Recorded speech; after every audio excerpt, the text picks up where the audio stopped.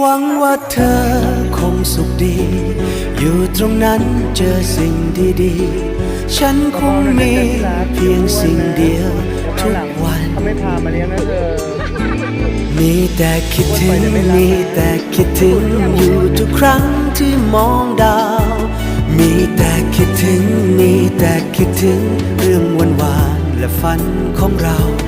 มีแต่คิดถึงมีแต่คิดถึงและบ่อยครั้งก็ทำให้เหงาคิดถึงเธอคิดถึงเธอ